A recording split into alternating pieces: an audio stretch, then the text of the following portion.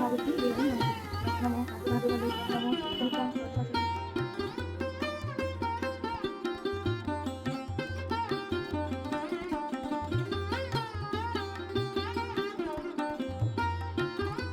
বন্ধুরা, কেমন আছো তোমরা সবাই? আশা করি ভালো আছো, সুস্থ আছো, আর হাসি খুশি আছো। আমিও ভালো আছি। আমি যদি তোমাদের সাথে আজকে শেয়ার করব সরস্বতী পুজোর দিনটা আমি কীভাবে কাটিয়েছি। তো চলো। আর সবাইকে আগে জানাই সরস্বতী পুজোর অনেক অনেক আন্তরিক প্রীতি ও শুভেচ্ছা। তো সবার আগে সকাল সকাল উঠতে হবে, কারণ সরস্বতী পুজো বলে কথা। সকাল সকাল উঠে নিয়ম মাফিক কাঁচা হলুদ মাখতে হবে। তো ছোটোবেলায় যেরকম মাখতাম এখনও ঠিক সেভাবেই মাখি, কারণ কিছু নিয়ম আমাদের ধরে রাখাটা দরকার, না হলে পরবর্তীকালে গিয়ে সব হারিয়ে যাবে। তো যাই হোক, হলুদ টলুদ মেখে একেবারে স্নান করে চলে গেছি পুজো দিতে, কারণ সরস্বতী পুজো বলে কথা, সকাল সকাল পুজো না দিলে তো হবেই না। তো যেহেতু সরস্বতী পুজো, তাই গোপালকে আজকে তো নতুন জামা পরাতেই হতো। আর এই যে জামাটা দেখছো, এই জামাটা বানিয়ে দিয়েছে আমার এক মাসি। তো সেই মাসির কাছে আমি মোটামুটি ব্লাউজ বানাই, আর সেই মাসি এই জামাটা বানিয়ে দিয়েছে আমারই ব্লাউজ কেটে। মানে আজকে বলতে গেলে ম্যাচিং জামা পরবো আমি আর গোপাল। তো আমি কি পরবো সেটাও তোমাদেরকে একটু পরেই শেয়ার করছি। তো চলো, সবার আগে সব ঠাকুরকে স্নান করিয়ে ভালো করে ফুল টুল দিয়ে সুন্দর করে সাজিয়ে গুছিয়ে পুজোটা দিয়ে দিই।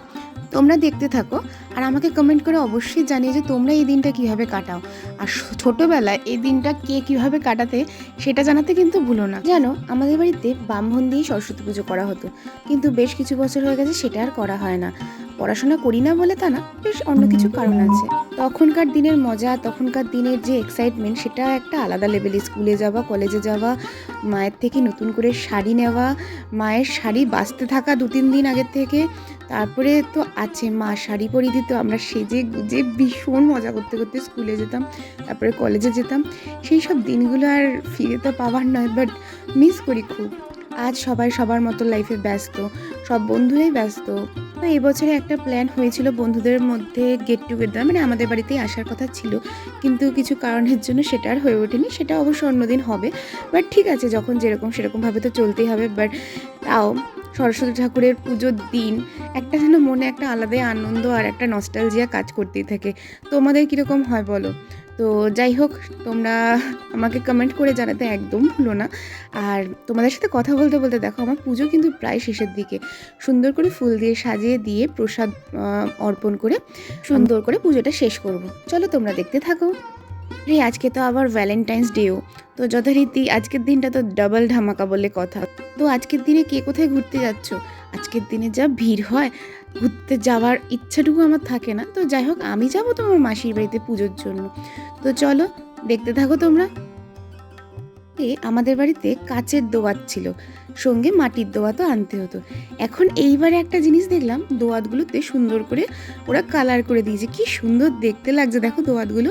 আমার কিন্তু বেশ পছন্দ হয়েছে এবারের দোয়াতগুলো। তো যাই হোক, এরপরে আমি সন্দেশ আর ফুল দিয়ে ভোগ দিয়ে দিলাম। এরপর আরতি করে হনুমান চাল্লিশা পড়ে, যেহেতু আমি হনুমান চাল্লিশা প্রতিদিন পড়ি, তবে পুজোটা শেষ করলাম।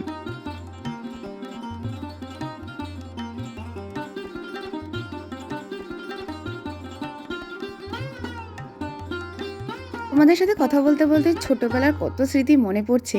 সবথেকে বড় আমার মনে আছে যে ব্রাহ্মণ পাওয়া এই দিনে খুব খুব চাপের ব্যাপার। তো যাই হোক, ব্রাহ্মণ যদি 10টায় টাইম দেয় তো সে আসতো 11টা, 9টায় দিলে 10টা, মানে মোটামুটি 1 ঘন্টা লেট তো হতোই। তো যাই হোক, সেটা তো কিছু করার নেই, ব্রাহ্মণ দিয়ে পুজো করলে এইটুকু তো ওয়েট করতেই হবে। সব কিছু গুছিয়ে গেছি, আমরা ওয়েট করতাম। আর সকাল সকাল ঘুম থেকে উঠে ওই ঠান্ডা ঠান্ডা ওই হলুদ মাখা মেখে ওই গরম জলে স্নান করা, এইটা যে খুবই ভয়ঙ্কর ছিল। তো যাই হোক, ওইভাবেই কাটাইছি। কিন্তু এই বছরে কিন্তু সেই তুলনায় ঠান্ডাটা অনেকটাই কম ছিল, তাই হলুদ মেখে স্নান করতে সকাল সকাল একদম অসুবিধা হয়নি। তো যাই হোক, সকাল সকাল স্নান টান সেরে পুজোটা সেরে ফেলে এবার আমি চলে যাব একেবারে রেডি হতে, কারণ যাব আমি মাসির বাড়িতে, কারণ ওখানেও পুজো হবে। তো রেডি হওয়ার জন্য চলো নিচে যাওয়া যাক। সকাল সকাল মেকআপ করছি, তো সেইভাবে মেকআপ করেছি। সেই টিউটোরিয়ালটাও আমি খুব তাড়াতাড়ি শর্টসে আপলোড করব, তোমরা দেখতে ভুলো না। আর আমি আজকে এই শাড়িটা পরেছিলাম, এই নতুন শাড়িটা। তোমরা অবশ্যই জানিও যে শাড়িটা কীরকম ছিল আর আমাকে কীরকম লাগছে। তো চলো, রেডি হয়ে গেছি, এরপর যাব আমি মাসির বাড়ির উদ্দেশ্যে।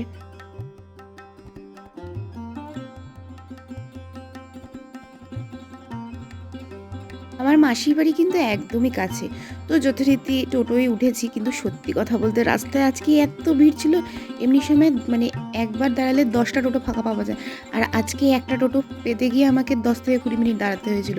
তো চুল টুল বেঁধে আমি মাসির বাড়িতে প্রায় চলে এসেছি। চলো ঢোকে দেখি আমার বোন আমার মাসি কী করছে পুজোর জন্য। চলো চলো।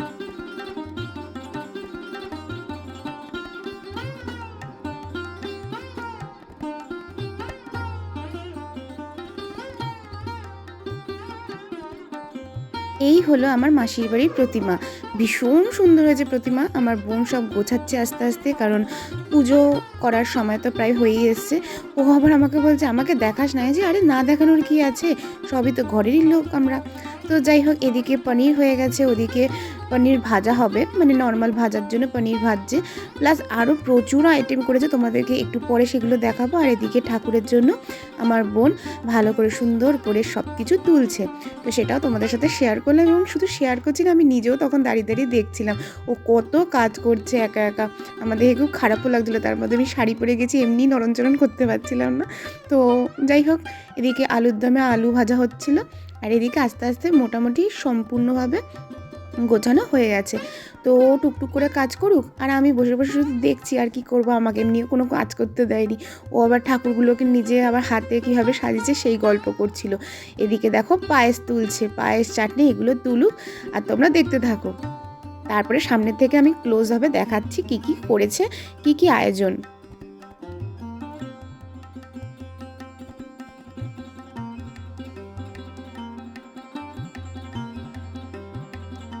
দেখো তোমাদের সামনে থেকে মায়ের মুখটা দেখাচ্ছে, কি যে অপূর্ব হয়েছে আর কি সুন্দর সাজিয়েছে, দেখেছো? অসম্ভব সুন্দর লাগছে। তো যাই হোক, এখানে এসে তাও আমার পুরোনো দিনের কথাগুলো মনে পড়ছে। আর চলো প্রসাদে আজকে কি কি আয়োজন করেছিল সেটাও তোমাদের দেখিয়ে দিই।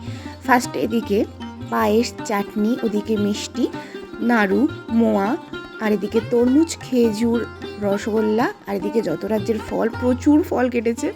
এই দেখো এদিকে প্রচুর ফল কেটেছে। তো ফলের সাথে ছিল এদিকে হচ্ছে তোমার পুষ্পপত্র সাজিয়ে রেখেছে। এদিকে হচ্ছে পোলাও আর 7 রকমের ভাজা, আর এদিকে আলুর দম, পনির, এটা হচ্ছে পাঁচমিশালি তরকারি, আর সঙ্গে খিচুড়ি আর 7 রকমের ভাজা। ওদিকে হচ্ছে নৈবেদ্য চালকলা যেটা দেয় সেইটা।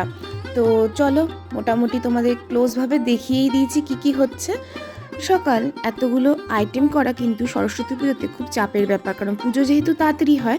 তো এদিকে আমার বোন সম্পূর্ণ সব কিছু সাজিয়েছে গুছিয়েছে, আর মাসি ওদিকে একা হাতে সব রান্না বান্না করেছে। তো যাই হোক, এদের ভালো মতো সব গোছানো টোছানো হয়ে গেছে। চলো এবার পুজোটা শুরু করা হোক। পুজোটা আমার বোনই করবে। মোহন যেই টাইমে আসার কথা ছিল সেই টাইমে আসেনি যথারীতি, আর কতক্ষণ ওয়েট করবে ভাবতে ভাবতে ওই পুজো শুরু করে দিয়েছে।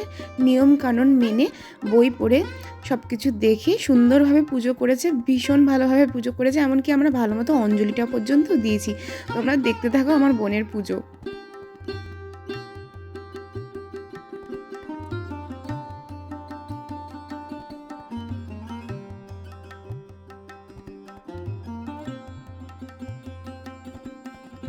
এবার হচ্ছে অঞ্জলি দেবার পালা। তো অঞ্জলির জন্যই তো এতক্ষণ ওয়েট করে থাকা। তো চলো অঞ্জলিটা শুরু করা যাক।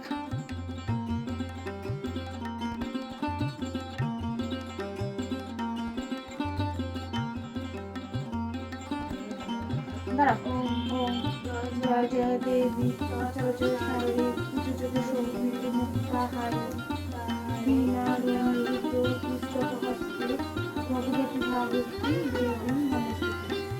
নমো ভাগবতী নমো নিত্যাং সরস্বতী নমো বেদান্ত বেদান্ত বেদস্থানেতে দেবতে এষ সজন্ম শুষ্ক বিল পত্রঞ্জলি ওম শ্রী সরস্বতী দেবায় নমঃ।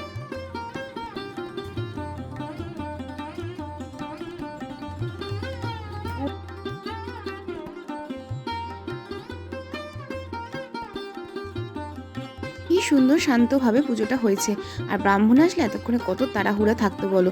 তো যাই হোক, ব্রাহ্মণ এমনিও লেট করেছে, আর কতক্ষণ ওয়েট করবে বলে ওই পুজো করে নিয়েছে, কারণ এখন ব্রাহ্মণ পাওয়াটা খুব চাপের ব্যাপার হয়ে যেত। তো যাই হোক, খুব সুন্দর করে পুজোটা করেছে ও, বেশ ভাল লেগেছে আমার দেখতে।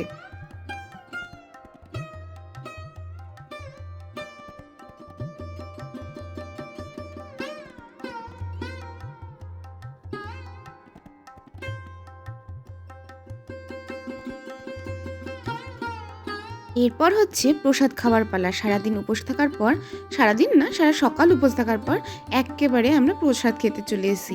আমার বোন প্রসাদ বাড়ছে, দেখো থালা ভরে প্রসাদ দিয়েছে। এত এত কিছু করেছে মাসি। তো যাই হোক, থালা তো অটোমেটিকলি ভরেই গেছে। কি কি করেছে তোমাদেরকে তো বলেই দিয়েছি, তাও তোমাদেরকে আরেকবার দেখাবো আমার থালা থেকে কি ও তুলেছিল। চলো ও আগে তুলুক, তারপরে তোমাদের জানাচ্ছি। তোমাদের সরস্বতী পুজোর উপলক্ষে বাড়িতে কার কার কী কী স্পেশাল মেনু হলো সেটা আমাকে জানাতে ভুলো না কিন্তু। এই দেখো, কথা বলতে বলতে ও আমাকে থালা ভর্তি করে প্রসাদ দিয়ে দিচ্ছে। চলো তোমাদের বলি কি কি আছে। ওদিকে খিচুড়ি আছে, পোলাও আছে, ভাজা আছে, ফল প্রসাদ দিয়েছে, আর দিয়েছে আলুর দম, পনির আর পাঁচমিশালি তরকারি। আরও অনেক কিছু ছিল, আমি আর নিইনি। আমি পাগল হয়ে যাচ্ছিলাম এইসব চাটনি পায়েস খেতে খেতে। পেট পুরো ভরে গেছে খেয়ে। তারপরে দেখো কে এসেছে একবার, আমার দিদি আর তার মেয়ে, আমার ঘন্টু সোনা এসে গেছে। ওর শরীরটা বেশ খারাপ, দেখো মুখ চোখ একদম বসে গেছে। তো যাই হোক, তারপরে বেশ কিছুক্ষণ ওয়েট করার পরে দেখলাম একটু হলেও মুডটা ভালো হয়েছে। আবার গান চালিয়ে দিয়েছিল, তার জন্য আবার নাচানাচিও করছিল। তো যাই হোক, শরীর খারাপের মধ্যেও একটুখানি মন ভালো রাখার জন্য যেটুকু করার ও তাই করছে। এরপর ওর খাওয়ার পালা। ও বলেছে আমি নিজের থালা নিজে বাড়বো, তার জন্য দেখো ওর নিজের খাবার বাড়ছে একবার। ওইটুকুটুকু হাত দিয়ে পুচকু পুচকু হাতে কি সুন্দর খাবার তুলছে আমার সোনামাটা। তোমরা দেখো, আর আমি এগুলো দেখছি, আমার এখনও কি সুন্দর লাগছে। প্রথমে আমার বোন খাওয়াতে বসেছিল, জানো, বোন খাওয়ানো একটুখানি খেতে না খেতেই বলছে আমি ওর হাতে খাবো না, আমার হাতে খাবে বলে আমার সাথে এইভাবে বসে বসে খেয়েছে। ও একটুকু খায়নি, মুখে যেহেতু স্বাদ নেই তো একটুকু খায়নি। তো যাই হোক, এরপরে এসে গেছে তার ভাই, মানে আমাদের রসো বাবা এসেছে। এবার দুজনে মিলে ওদের অবস্থা দেখো, অপেক্ষা করছিল যে কখন ভাই আসবে। তো এই যে এসে গেছে, এবার নাচানাচি আনন্দ কোথায় আর যায়। এর ভাই বোনের কিন্তু হেভি মিল, দুজন দুজনকে যা ভালোবাসে না, আবার দুজন দুজনকে বকা দেয়। বিশেষ করে ছোটোটা বড়টাকে যেন বেশি বকা দেয়। তো এইগুলো দেখতে দেখতেই আমাদের সারাটা দিন চলে যায়, এত মিষ্টি মিষ্টি। তো যাই হোক, এরা এখন ভালোই নাচ করতে মেতে উঠেছে। বলো তো কী গানে নাচছে এরা? এই এক গান পেয়েছে, বাবারে বাবা কি নাচ নাচে এইসব গানে। তো যাই হোক, এদের নাচ দেখতে দেখতে আমাদের দিনটা কিন্তু ভালোই কাটে। এইসব করে এবার আমরা গেছি ছাদে। তো ছাদে উপরে উঠে সবার আগে এদেরকে সামলানো আর যায় না, কি দৌড়ানি করে এরা। তো যাই হোক, আমার মাসির বাড়ির ছাদ থেকে কিন্তু সামনের দিকটা দেখতে ভীষণ ভালো লাগে। সামনে একটা পুকুর আছে, আর ওই যে মন্দিরটা দেখো, আসার সময় দেখাচ্ছিল, ওই মন্দিরটা তৈরি হচ্ছে। কি ভালো লাগছিল দেখতে। আর এখানে আমরা উঠে সবাই মিলে একটু ফটোশ্যুট করেছি, ফটোগুলো তোমাদেরকে আমি লাস্টে অ্যাড করে দেবো। এরপর এখান থেকে সোজা চলে এসেছি আমার মামার বাড়িতে। মামার বাড়িতে মাসি আবার একটুখানি ছোট্ট করে পুজো করেছে নিজের মতো করে, সেটাই তোমাদের সাথে শেয়ার করলাম। আর এদিকে হচ্ছে খিচুড়ি, আমার মামি করছে খিচুড়ি, আর ফ্রাইড রাইস আর আলুর দমটা হয়ে গেছে। তো আমি যখন গেছি তখন দেখছি খিচুড়িটা আর কি হচ্ছে। তো এইসব হচ্ছে, আর এখানে সবাই মিলে গল্প টল্প করছি, ওরাও খেলাখেলি করছে। এই করতে করতে সব কিছু করে প্রায় 4টে সাড়ে 4টের সময় আমি বাড়ি চলে এসেছি। আর প্রচণ্ড ক্লান্ত হয়ে গেছি, জানি না কেন এত ক্লান্ত হয়েছি, শরীরটা একটু খারাপ হয়ে আছে বলেই হয়তো বেশি ক্লান্ত হয়ে গেছি। তো বাড়িতে গিয়ে এবার রেস্ট নিয়ে একটা ঘুম মেরেছি। আর এইভাবেই আমার সরস্বতী পুজোর দিনটা কেটেছে। তোমাদের কীরকম কেটেটা জানাতে একদম ভুলো না। আশা করি তোমাদের ব্লগটা ভালো লেগে থাকবে। যদি ভালো লেগে থাকে তাহলে অবশ্যই একটা লাইক, কমেন্টস আর সাবস্ক্রাইব করে আমার চ্যানেলটার পাশে থেকো। দেখা হবে আরও নতুন নতুন সুন্দর সুন্দর ব্লগের সাথে আর নতুন নতুন রেসিপির সাথে। ততক্ষণ অবধি টাটা, বাই, ভালো থেকো।